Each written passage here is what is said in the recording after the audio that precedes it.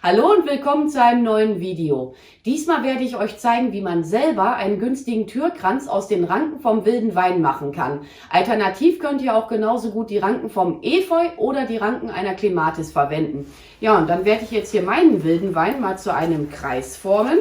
An dieser Stelle solltet ihr euch mal überlegen, wie groß soll denn euer Türkranz überhaupt werden.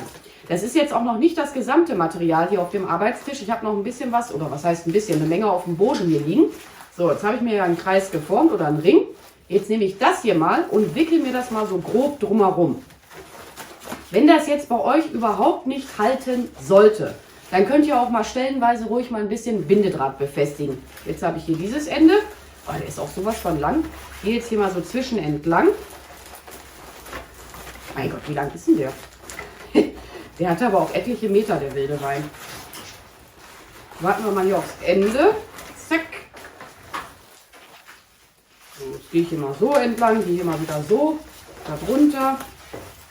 Da gibt es auch ganz viele verschiedene Wickeltechniken, aber das ist jetzt die einfachste. Theoretisch gesehen könnte man wahrscheinlich auch einen Zopf daraus machen.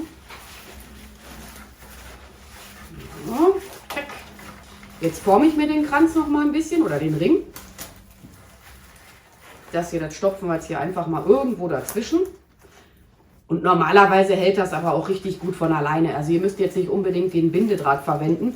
Außer ihr macht so kleinere Kränze. Das hatte ich ja schon mal mit einem Glas gemacht.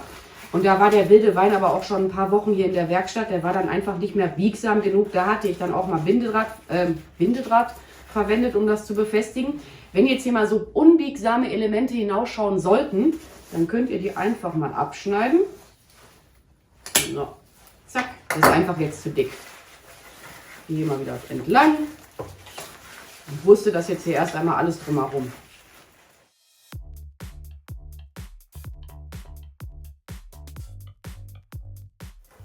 Dann auch ruhig den Kranz mal so zusammendrücken, dann könnt ihr den richtig schön in Form biegen. Bisher hat mein Kranz einen Außendurchmesser von in etwa 38 cm. Ich habe jetzt hier die nächsten Ranken von meinem wilden Wein, platziere die unterhalb des Kranzes und ich achte jetzt auch darauf, dass der Kranz komplett drumherum so einigermaßen gleichmäßig wird. Zu 100% wird man das nicht immer hinbekommen, aber zumindest, ja, sagen wir mal zu 90%. Wickel hier auch mal drunter, drüber. Auch mal eben hier durchfirmeln. Das ist halt ein bisschen mühsam, wenn der wilde Wein so extrem lang ist. Aber ehrlich gesagt, ich wollte den jetzt nicht einkürzen. Besser zu lang als zu kurz. Ne, gehe ich hier mal wieder so entlang.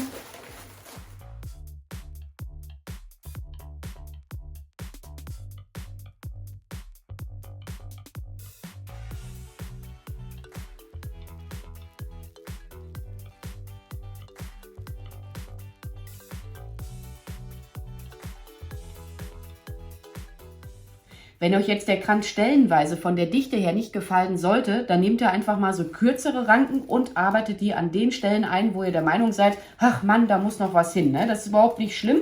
Hatte ich zum Beispiel hier an dieser Stelle. Und ich habe die ganzen Enden, die hinausschauten, einfach in den Kranz hineingestopft. Jetzt nehme ich nur noch einzelne Ranken. Einzelne? Ja, ich muss das hier mal eben auseinanderfriemeln. Die Hälfte fällt schon wieder auf den Boden. Ja, ist nicht schlimm, ist egal. Die stecke ich jetzt hier hinein, irgendwo an dem Kranz. Da machen wir mal an der Stelle, da könnte nämlich noch ein bisschen was hin. Zack. Und wickel ich jetzt hier ganz geschmeidig drumherum. Ziehe das auch gut stramm, dann ist der Kranz nochmal, ja, wie soll ich sagen, ein bisschen unplüschiger. Und jetzt habe ich hier das Ende verloren. Und dann hält der auch nochmal richtig gut. Und solche Kränze, ne, die könnt ihr über Jahre hinweg, ja, wie heißt es, weglegen. Ja, dann hier einfach so zacki zacki drumherum friemeln. Ne, kann man auch gut an den Stellen machen, wie gesagt, wo er euch irgendwie noch zu plüschig ist oder wo euch noch zu viel absteht. Das ist dann nochmal so ein zusätzlicher Halt. Wenn es jetzt wirklich nicht gehen sollte bei euch, dann halt auch mal, wie schon gesagt, irgendwie wiederhole ich mich hier gerade, Bindedraht mal drumherum wickeln. Aber ich habe bisher keinen Bindedraht benötigt. Ja, dann auch wirklich mal zusammendrücken. Wo sind jetzt die anderen Reben? Oder die restlichen? Das sind jetzt Reben, die habe ich jetzt schon wieder ein paar Wochen hier in der Werkstatt gehabt. Ich weiß gar nicht mehr, für irgendwas hatte ich die schon mal verwendet. Das war jetzt nicht nur das eine da, glaube ich. Ich weiß es nicht mehr. Stecke ich auch wieder hinein. Ich habe auch teilweise mal so rum gewickelt und auch mal so rum. Ne? Immer so, ja, nach Gefühl arbeiten.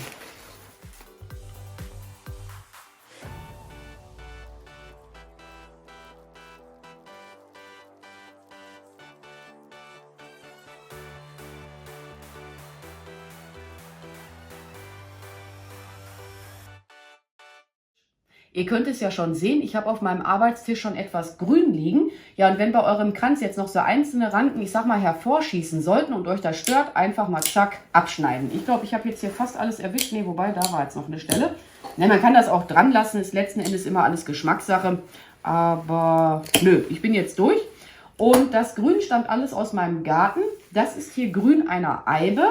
Und dann habe ich hier noch Grün einer Atlas-Tanne, beziehungsweise normalerweise nennt man die Atlas-Zeder, aber wir sagen hier irgendwie immer Atlas-Tanne, ich weiß auch nicht warum. Bei der Eibe müsst ihr ein bisschen aufpassen beim Verarbeiten, weil die Eibe ist leider nun mal giftig. Also wer jetzt offene Wunden an den Händen haben sollte und bei euch tritt ein bisschen Eibensaft hinaus, achtet darauf, dass das dann nicht hineinläuft in die offene Wunde oder tragt im besten Falle Handschuhe. An meinen Händen ist aber jetzt, soweit ich weiß, alles intakt. Und ich habe mir jetzt gedacht, ich werde dieses lange Grün, ich kann euch ja mal eben die Länge abmessen, wie lang das jetzt ist. Das war jetzt auch der Vorteil, dass ich dieses Jahr keine Zeit hatte, meine Eibe in Form zu schneiden. Von daher habe ich jetzt, ja, das ist ja alles Neuaustrieb aus diesem Jahr.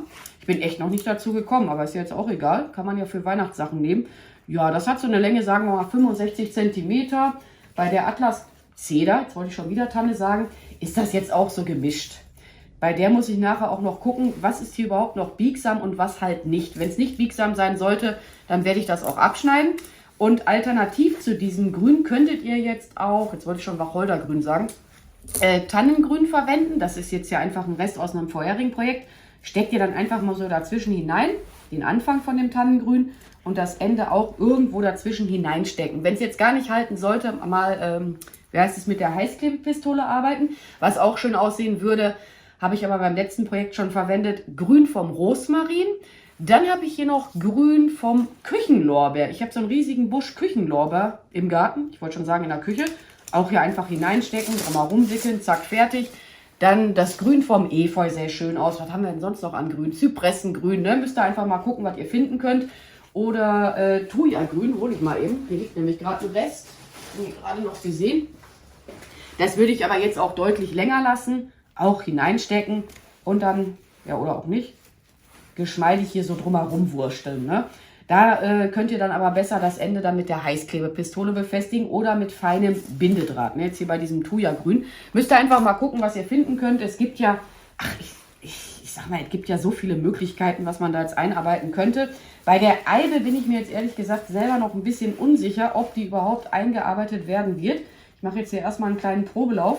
Kann nämlich gut möglich sein, dass ich nur die Atlas-Zeder einarbeiten werde. Ja, dann gehe ich hier mal so drunter. Aber kürzeres Tannengrün würde auch gehen. Rupfen wir mal eben was ab. Ja, dann nur so dazwischen hineinstecken. Sieht auch schön aus. Aber ich habe mir jetzt gedacht, ich möchte weiterhin hier so drumherum wickeln. Und dann gehe ich jetzt aber mal wieder ein bisschen auf Zeitraffer für euch. So viel kann ich da jetzt, glaube ich, nicht berichten.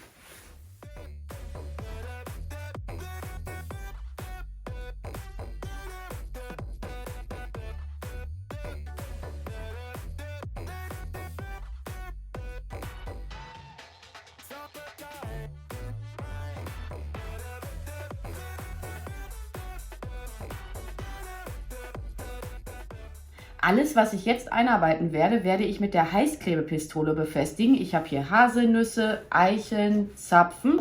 Das sind hier die Beeren vom Efeu, die habe ich silber angesprüht.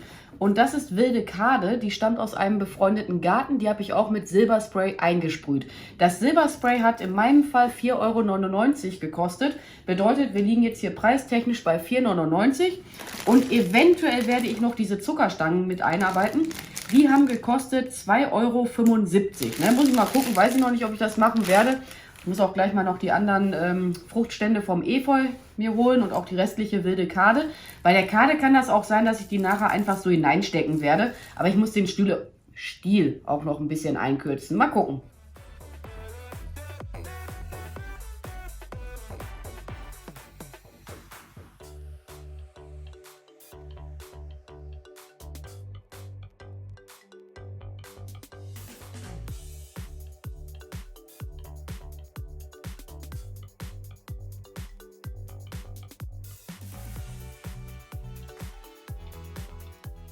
Ich werde jetzt noch diesen Weihnachtsmann platzieren. Der hat mich gekostet 1,49 € und dann ist mein Kranz auch soweit fertig. Das kürzen wir jetzt hier einfach mal ein bisschen ein.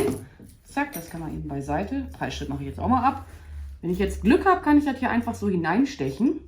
Das ist hier auch unten vom Kranz. So, ja. Ein bisschen andrücken. Jetzt habe ich hier die Efeublüten ein bisschen im Weg.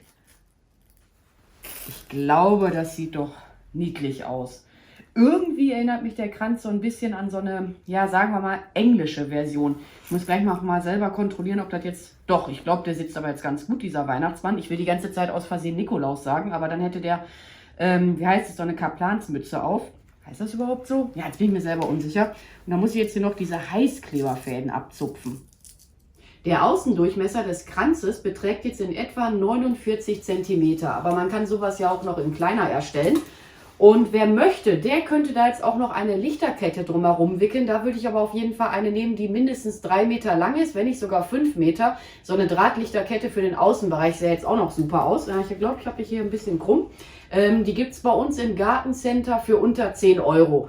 Somit wären die Kosten aber immer noch unter 20 Euro, wenn man das jetzt mit der Lichterkette machen würde. Ja, und ansonsten werde ich mich jetzt auch mal an dieser Stelle bei euch verabschieden. Ich bedanke mich fürs Zuschauen. Macht's gut, eure Pink Peach. Bye!